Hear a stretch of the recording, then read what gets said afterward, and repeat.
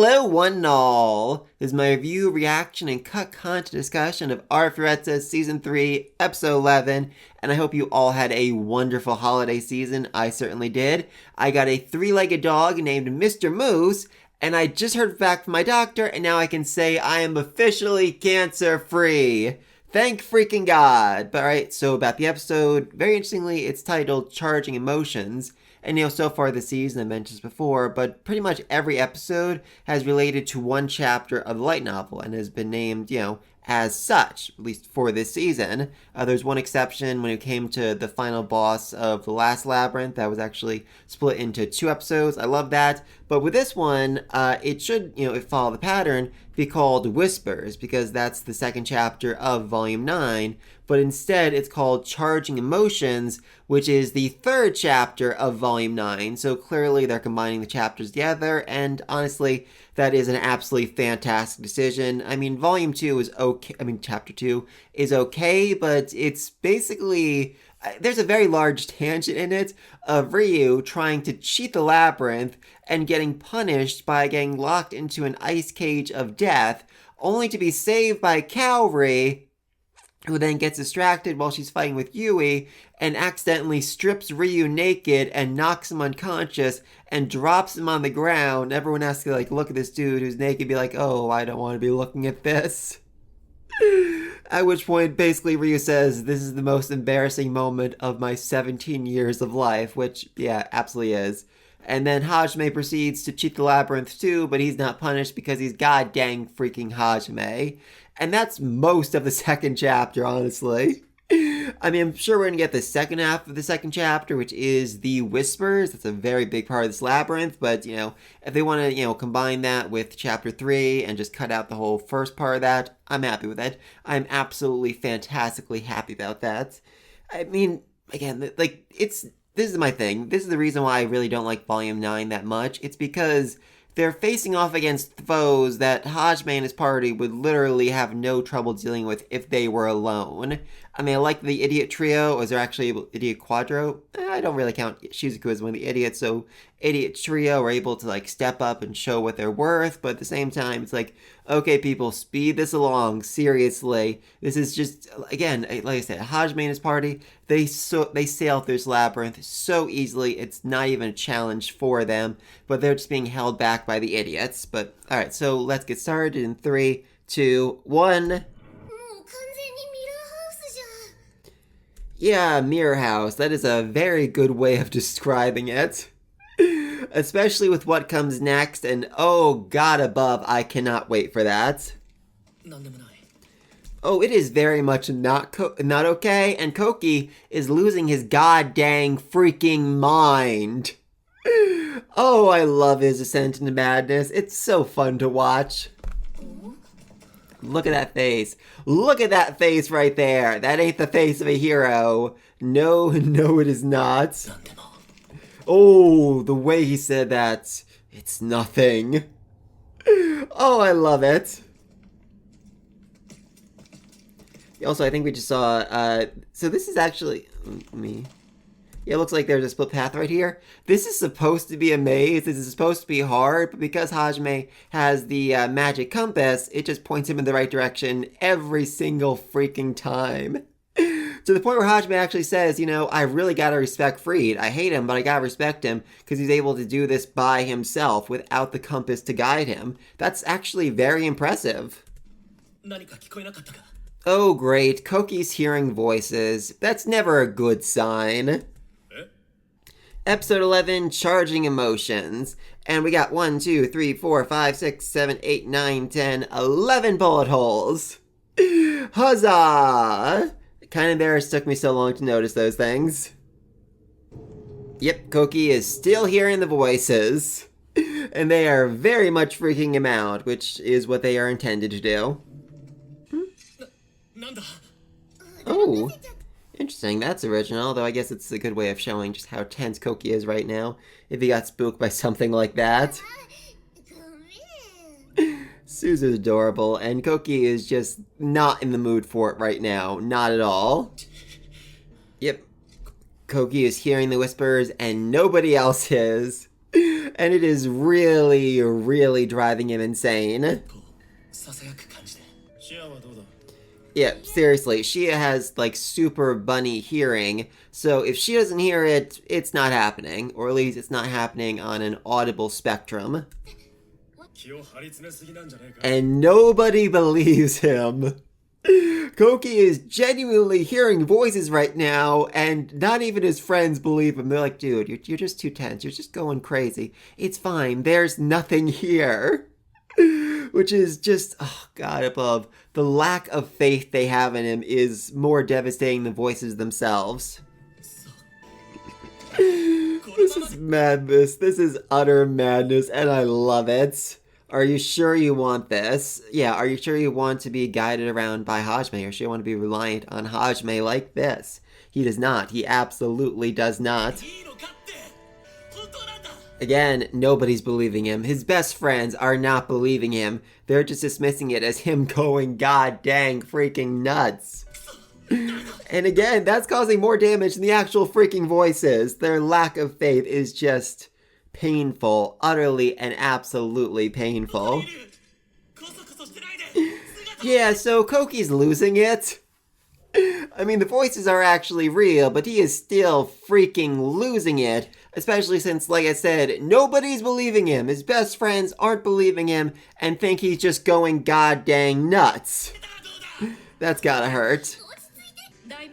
Well, even Tio, even the brilliant, smart tactician Tio, thinks, yeah, he's just nuts. He's fully nuts. I say we knock him out here and just drag him through the rest of the labyrinth. I love her. And Kaori is his childhood friend, and the best she can say is, oh, didn't he go nuts too fast? No, I'm sure he's not nuts. If he was losing his mind, you know, it'd be a more gradual process than this. That's her best defense. There we go. Hajime believes him. Hajime absolutely believes him, because he's like, okay, you know what, Kouki? I know this is only your second labyrinth. This is mine. This is my seventh, and these places are nuts. If you say that the labyrinth is making your voices, I'll believe it. It's not even the craziest thing I've seen today. But again, this is the thing, you know, Hajime, the person Kouki hates most in the world, trusts Kouki more than his own best friends. And what's more, now that Hajime says, oh, it's not your imagination, I believe it, everyone else will believe it too. Meaning they believed Hajime more than they believed Kouki. They have more faith in Hajime than they do in their own best friend. And that, again, just piling on is making it so much worse for him. Again, they're shocked, like, oh, if Hajime says it, it must be true. Oh God, even I feel bad. Even I have to feel bad for Kouki in this moment. It would be funny if the labyrinth just made one person hear the voices, just made one person hallucinate and go crazy, and start attacking everyone else. But no, they're all going to hear voices, and they're all going to be deeply personal. I mean, as we'll see this episode, the whole point of the voices is, let's see, how does Tio say?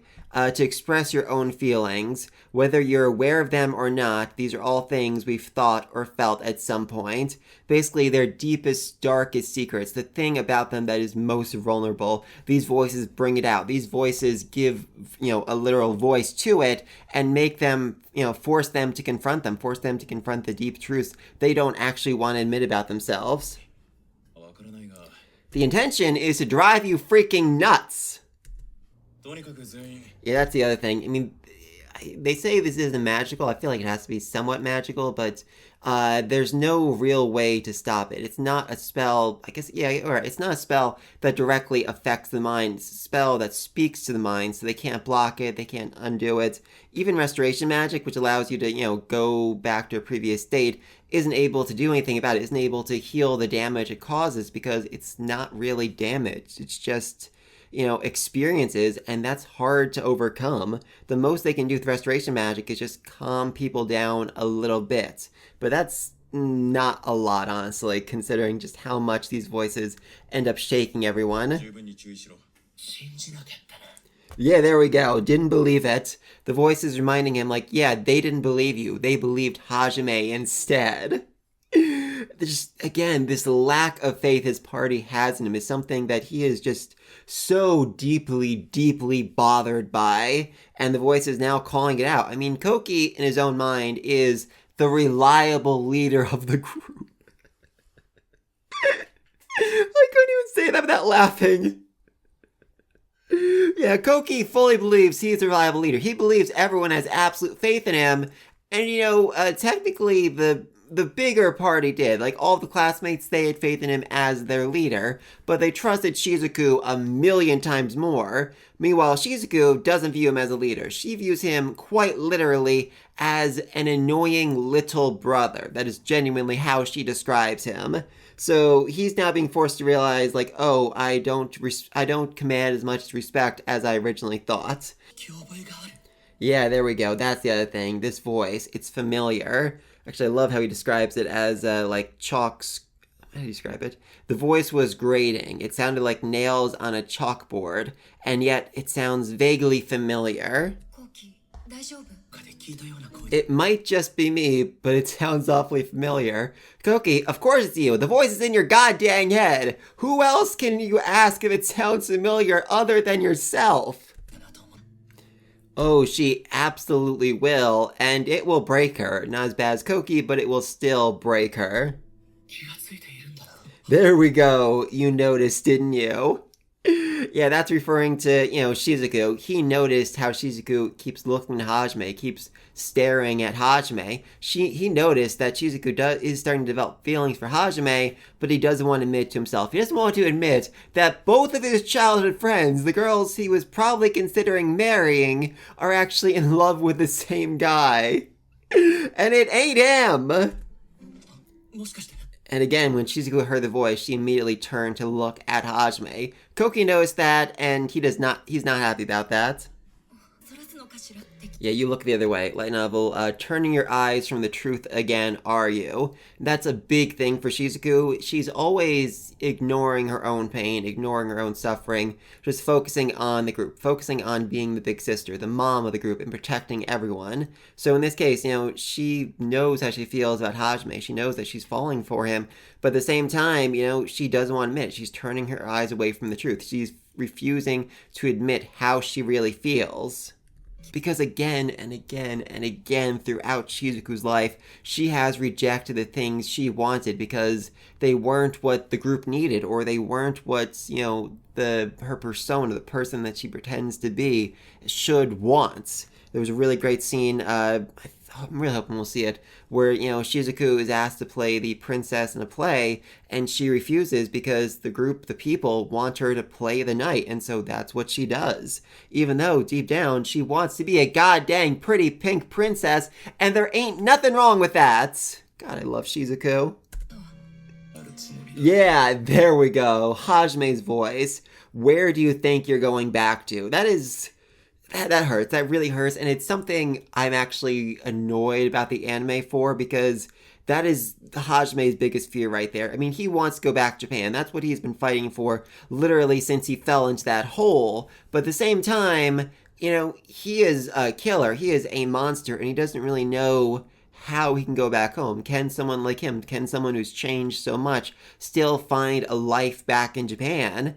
Again, this is one of the things about this anime that ticks me off the most. There's a scene right after they escape from the Rising Gorge with Chia and her whole tribe, where they come across a platoon of Empire soldiers, and Hajime mercilessly kills every last one of them, even the ones who are, just begging for mercy, begging to be spared, and he does it without a second thought. And as he's, going to the Haltina Woods with everyone, he's like, okay, that's the first time I've ever killed someone, and I did it just so easily. What does that mean? What does that mean about me if I can just do that? If I can fire the trigger again and again and just not care, not stop, not once consider if my actions are right or wrong, and just, even now, not really feel guilty about it. I mean, am I a monster? How much of my humanity has the labyrinth taken from me, and will I be able to find a life back in Japan? And that's exactly why Aiko's words just rung so true to him.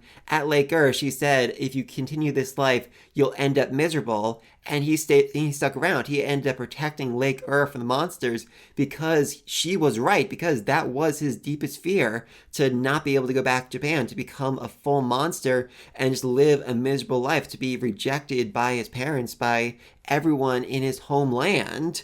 Again, I've said this so many times before, but this is not a series about revenge, about a monster, or anything like that. This is a series about Hajime regaining his humanity, regaining his ability to live in a normal, nice society where he doesn't need to kill 24/7. Okay, that was a long rant, but yes, that basically explains why Hajime's feeling this moment. He's worried he won't be able to go back to Japan, that his own parents will reject him, refuse him, once they've learned what he has done. Yeah, Calray.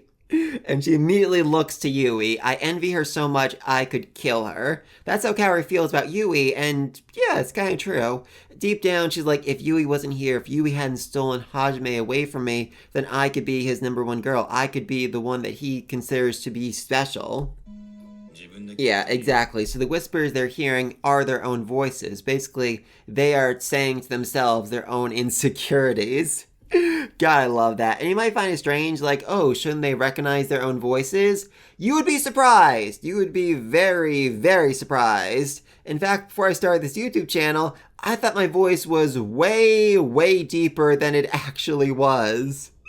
And for a while, I even messed around with Audacity to adjust the pitch of my voice to sound way deeper when I made videos. I don't know why I did that, but anyway, yeah. So the voice you hear when you speak is a lot different than the voice that other people hear. And if you don't record yourself regularly, you probably won't actually recognize your own voice. Believe me, it's weird, but it is 100% freaking true.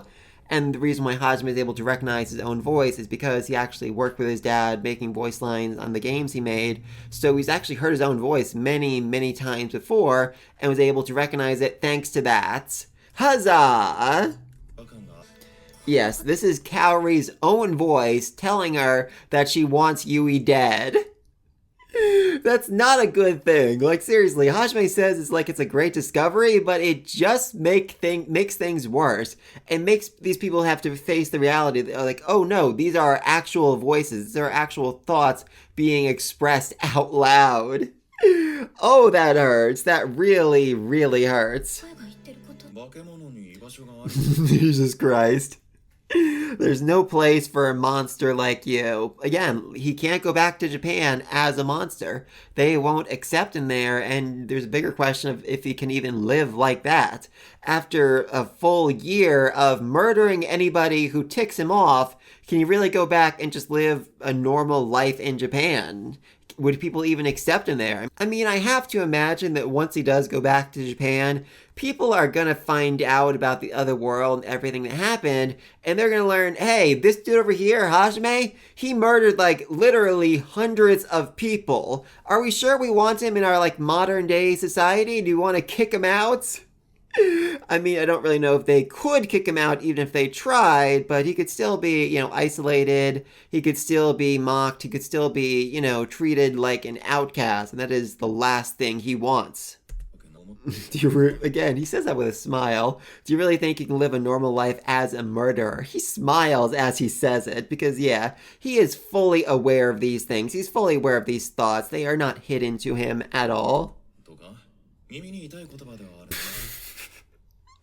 Well, those words sure hurt me, he says with a big smile on his face. Again, it's not deep within. It's something that he has made abundantly clear in the light novel. He knows he's not suited for his old life anymore, but he's still, that is his entire thing. He wants to go back to Japan. He's fighting so hard to do it, and yet he knows that there is a very good chance that once he gets back there, he just won't be able to fit in. He'll be an outcast. He'll be forced out. Oh, we're getting the scene. Oh, thank you, Mother of God above. We are actually getting a flashback. Holy mother. Seriously, this is not something we would have seen in Season 1. This is absolutely not something we would have seen in Season 1 or even Season 2. A flashback to their life in Japan. Thank you, freaking God.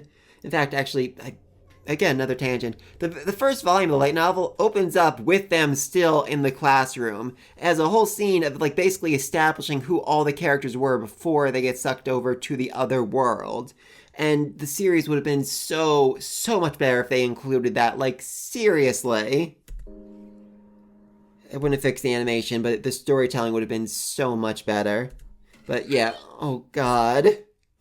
Oh god, little itty bitty Shizuku is so freaking adorable. I love her so much. Yeah.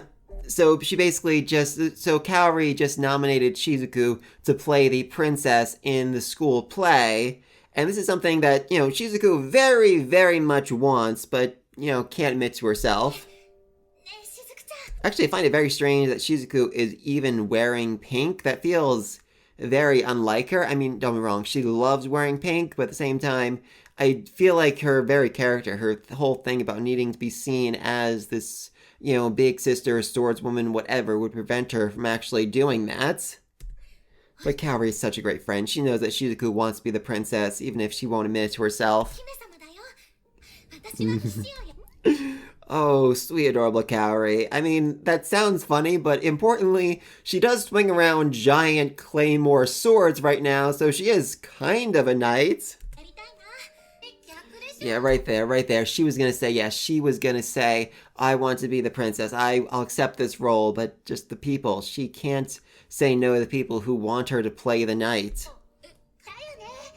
Yeah, really, that thing, like, oh, shouldn't a guy play the knight? Shouldn't there be a guy who swings a sword? They're like, no, Shizuku is better. Shizuku is tougher than any guy. She's basically a guy already. That hurts her. That very, very much hurts her. God, that utter look of defeat on her face is so heartbreaking. Just serious, there was no light in her eyes when she said that. There was absolutely no light in her eyes. She was just fully lying to herself. Look at that. Look at how just... You can see she's broken in this scene, and it hurts. It really, really hurts. Yeah, right there. Oh, God, the teacher, too. This is actually a really good teacher, as, Shizuku realizes, that while everyone's cheering and applauding, the teacher and Kaori are the only ones who don't look happy about it. The teacher realizes that Shizuku wanted to be a princess, and she is just so hurt that she can't live out that dream, live out that fantasy here and now. The favorite part of this is the fact that after this, Kaori was so mad at Shizuku, she didn't speak to her for 3 days. But because she's Kaori, she actually never left Shizuku's side. So she basically was standing next to Shizuku for 3 days straight without speaking to her, and it was super awkward. God, I love it. But yeah, the voice again. You're prioritizing others. You're always bottling things up. You're never, saying what you really want. This is the voice of the labyrinth. This is not the voice of the labyrinth. This is Shizuku's own voice. Something that she doesn't want to admit about herself. No, she is not happy. She is very, very much not happy. And more flashbacks with an older Shizuku. Oh, God. Again and again and again, the work is being dropped on her because they think, Shizuku is perfect. Shizuku is a goddess. Shizuku can handle anything when she can't. She really, really can't. And she is crying inside, begging for someone to come in and save her. Yeah, really, she can't. She absolutely freaking can't. And what is with the budget this episode? They're putting so much work into Shizuku's backstory.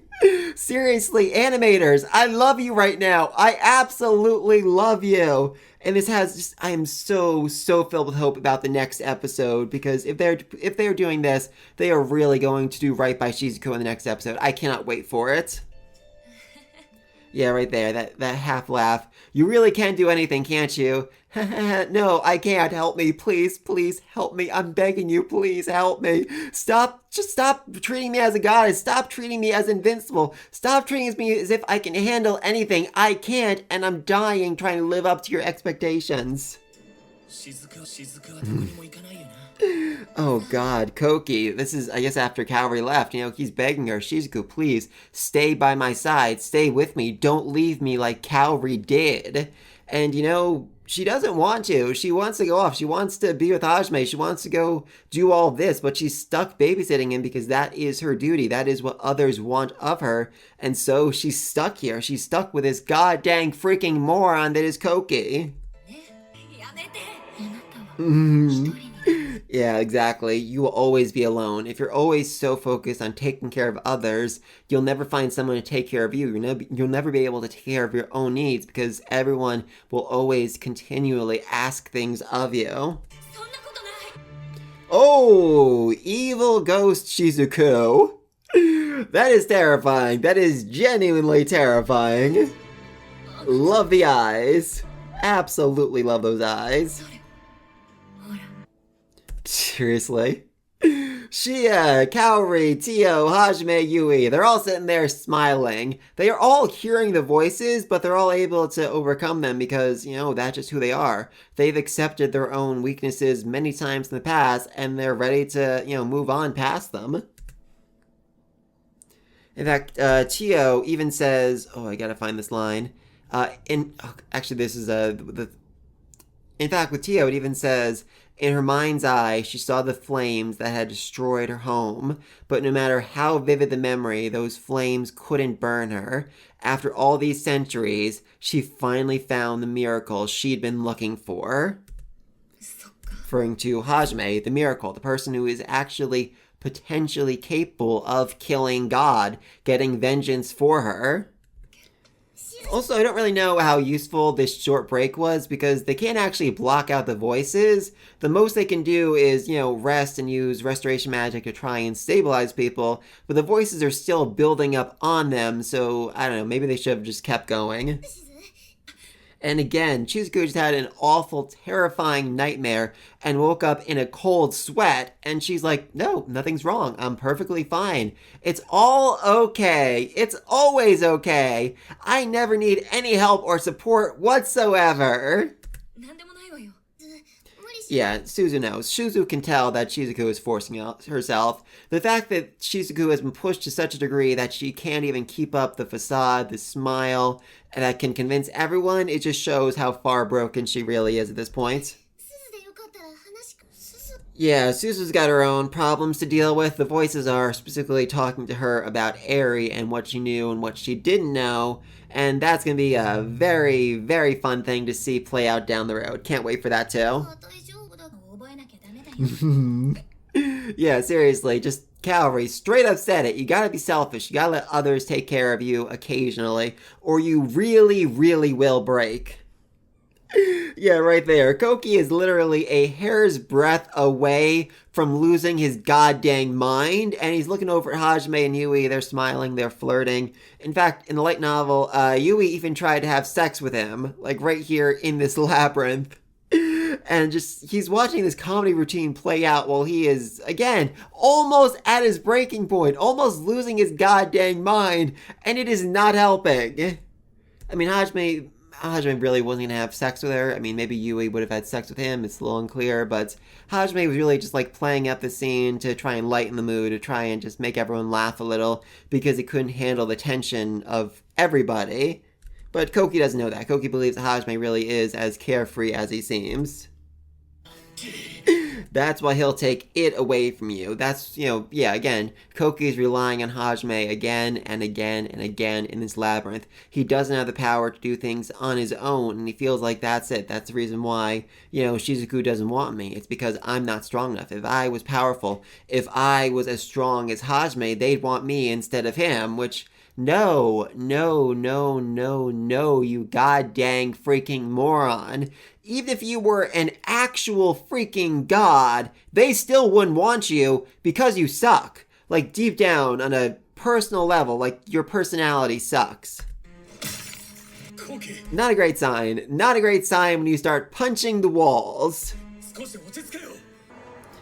Yeah, right there. That is not his reflection. That is something else entirely. And that is concerning. Very, very concerning. Yeah, his reflection smiled, even though he didn't smile himself. Which is something new. If his reflection looks different than he does, that is something completely new and deeply, deeply terrifying. Yeah, really. Kouki, that was a scream. That was a real scream right there. Yep. Yeah.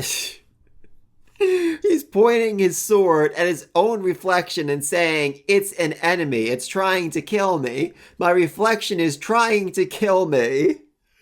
Wow, he's losing it. I mean, I'm pretty sure it was real, but he's still losing it.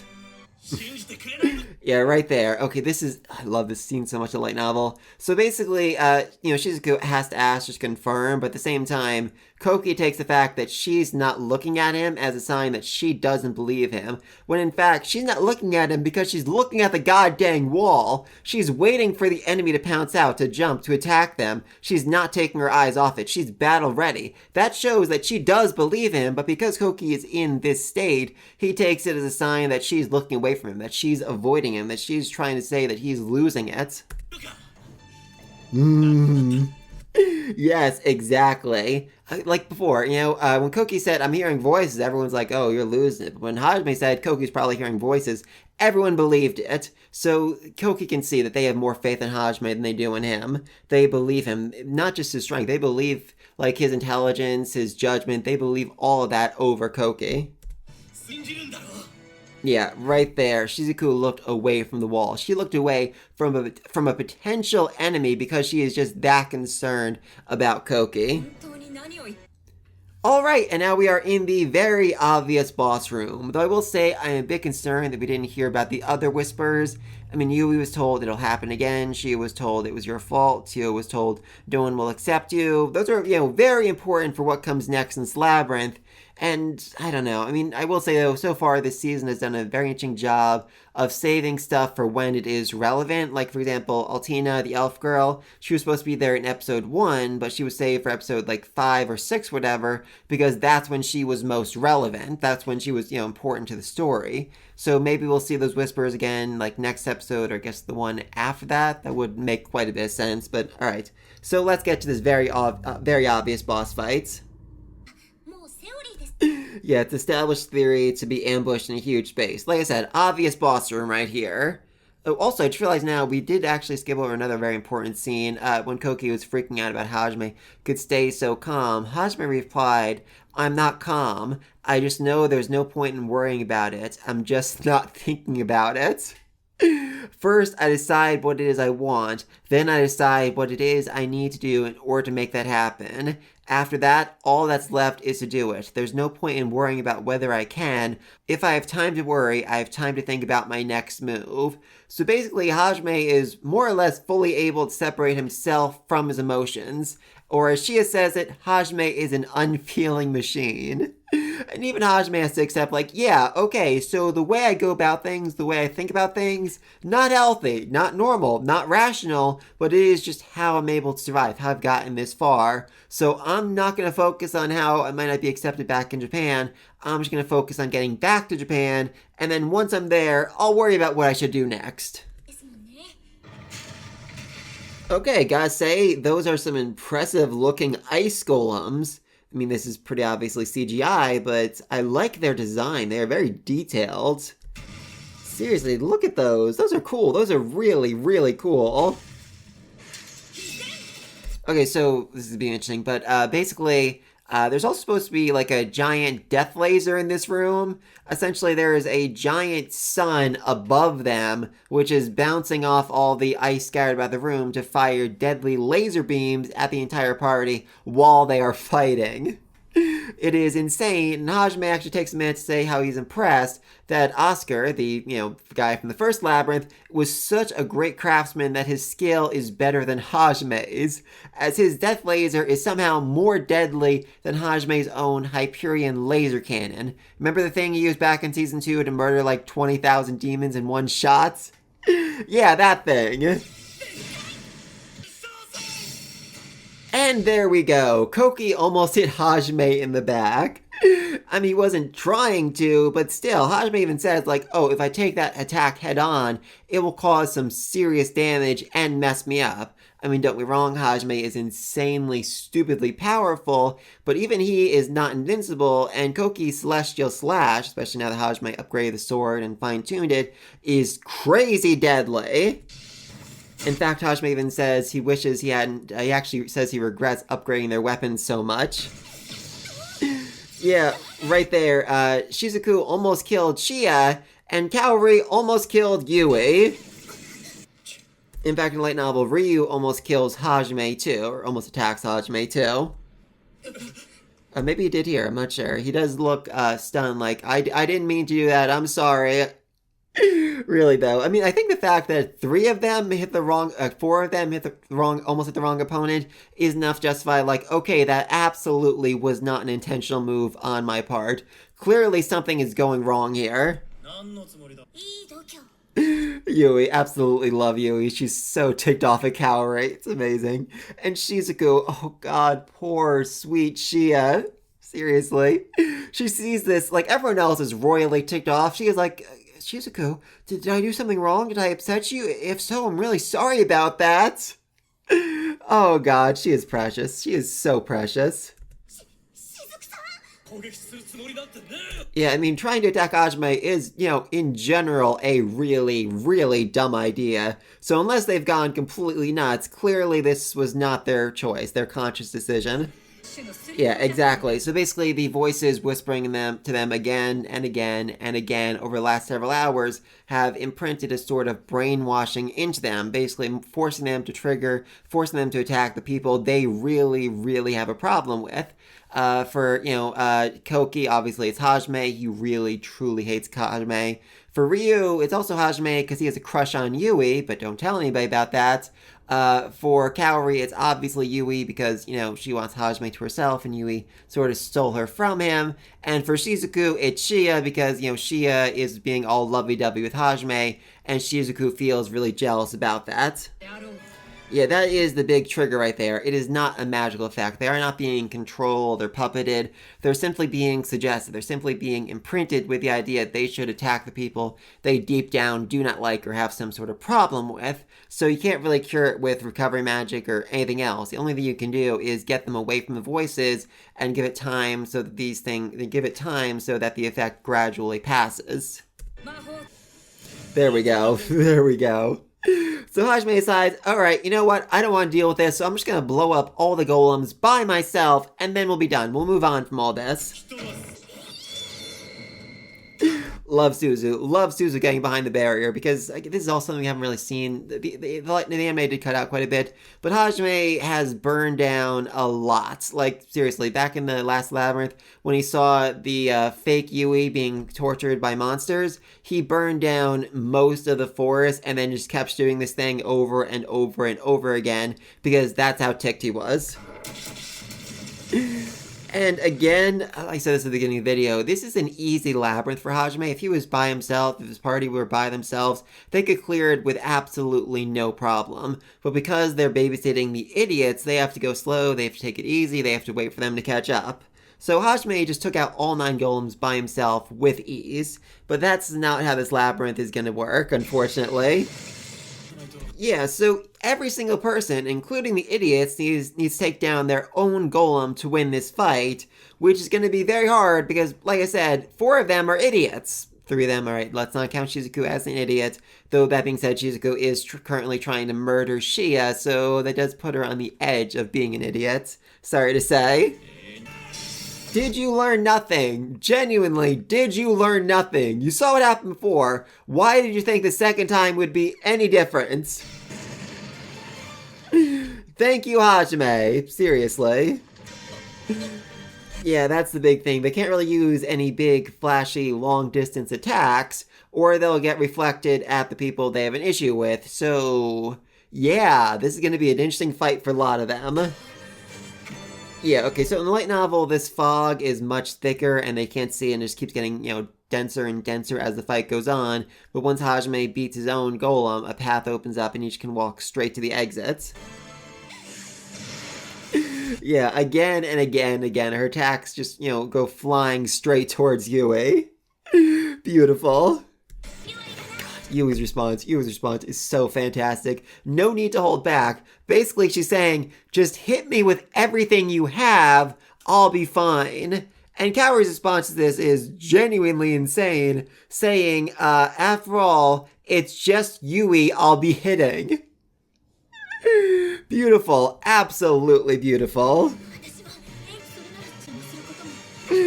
Oh god above. If Yui's done, I don't have to worry about disturbing her. I just need to worry about hitting her. That being said, Kaori's Disintegration Blast is one of the deadliest attacks in this entire world.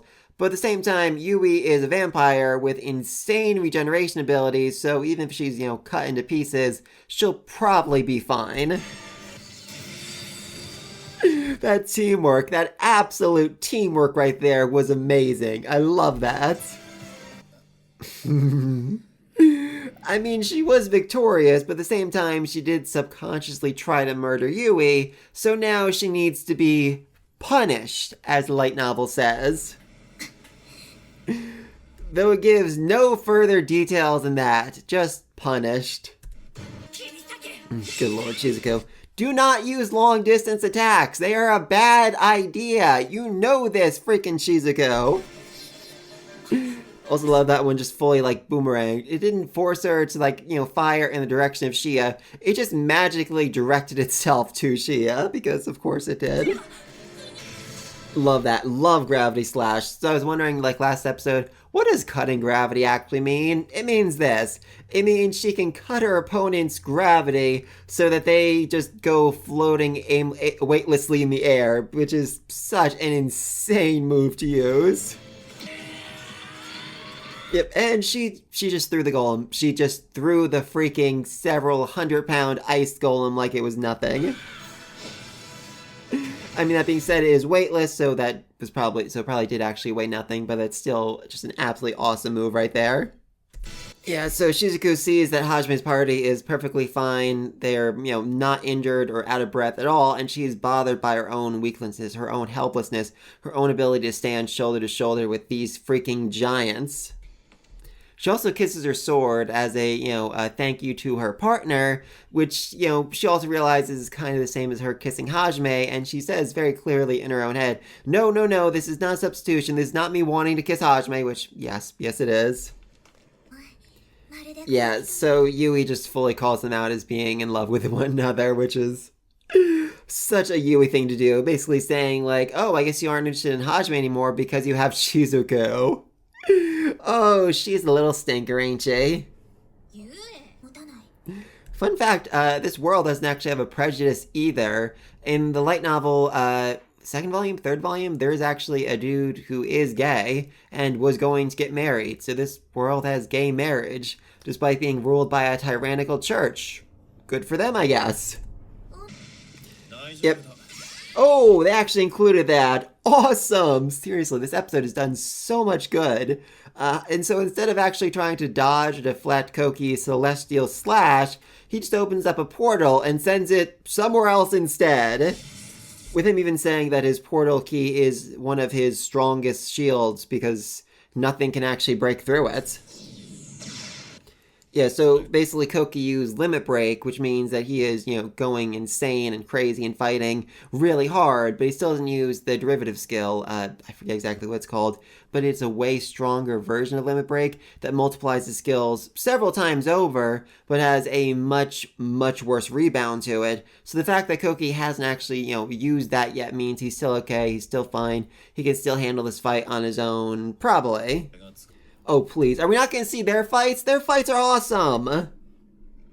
Oh, that's a bummer right there. Okay, so their fights. Good old Suzu over here, she trapped the ice golem in a barrier made of fire and just slowly melted it away, which sounds easy, but it took so much physical and mental endurance that at this point in the light novel, she's not actually walking, she is rolling on the floor over to Kaori to get healed. Kouki, meanwhile, is literally crawling, and Ryu right here? Well, for Ryu's fight, instead of doing anything remotely normal, he got into a slugfest. a genuine slugfest, which raised a lot of questions for the party, like why are they not using any footwork? Why did the golem intentionally drop its halberd? Why are neither of them guarding? Why are they taking turns punching? And are there any healing spells that heal wounds but leave the pain because this idiot needs to be punished? Seriously, I was really hoping we'd see those. Alright, yeah, so they're shots. But I do think Shizuku should take some credit from the fact that even though she can't, stand up next to Hajime, she still cleared this trial way more easily than the rest of her party did. Yeah, really, seriously. If you ever have a good feeling labyrinth, you ever think, hey, this is going great for me, that probably means you're being tricked and about to face some sort of awful, terrible fate that is beyond human comprehension. Yeah, they should rest. They very, very much should rest, especially Kouki, since he just used Limit Break, meaning his entire body is writhing in agony right now. I mean, they may have healed him, but still, that takes a lot out of him, and he should probably take a break. But no, he wants to go through. He wants to get this over with as quickly as freaking possible. And Hajime can tell there is something deeply, deeply wrong with Kouki right now, but he doesn't say anything about it because he realizes, okay, this is Koki's, cross affair. This is something he has to overcome on his own, and nothing I say will help him. In fact, there's actually a similar scene earlier on where Suzu is talking to Shizuku. I actually saw that, where Suzu is talking to Shizuku about how she needs to open up, and she looks to Kaori for help, and Kaori just shakes her head because she realizes nothing I can say in this moment will help Shizuku open up. She has to, get through this on her own. And now they've been isolated, which is never a good thing. There we go. Thank you, thank you, thank you. They actually included it. Holy mother of God. Oh my God, I can't believe it. I can't believe they included this scene. Oh. Yeah, exactly. So Hajime is seeing his own reflection after spending several hours in a labyrinth that showed him his own reflection, and his only thought is, oh my God, I look like such an edgelord. Why? Why am I dressed like this? Why do I have the eye patch? Why do I have the white hair? Why do I have the black jack and the metal arm? It is so nerdy. It is so edgelordy. Oh my God, this is shameful. This is deeply, deeply shameful. Seriously, Hajime wonders how he accidentally created an army of edgelord bunnies. It's because he is the king of the edgelords. Even though he doesn't want to be. Even though he's very self-conscious about it. Maybe I don't have a place in Japan because I am too much of an edgelord. Seriously. People wonder if this series is self-aware, if it knows just what it is. It does. It 100% knows what it is. Yeah, right there. Time to fight some reflections. Oh, I can't wait for this. Seriously. Okay, so ending, again, focus on Shizuku. So happy we got the flashbacks to itty bitty Shizuku. And when I saw this in the ending last episode, I was hoping we would, but seriously, they went above and beyond with those flashbacks. I'll talk about that in a second. Next episode, The True Heart, which is the name of the next chapter light novel. So everything's great, but here we go. Seriously, just got above. They put so much work into these flashbacks. Not just itty bitty Shizuku in elementary school, but Shizuku as she's growing up at different stages of her life. Just again and again, people relying on her, depending on her, and her just doing what she can to support the people. To be the big sister, to be the mom, to be the reliable person, even though she really doesn't want to be. Even though she just wants to be the goddamn princess. Oh, thank you. Seriously, animators, thank you for including this scene. You have no idea how happy it made me.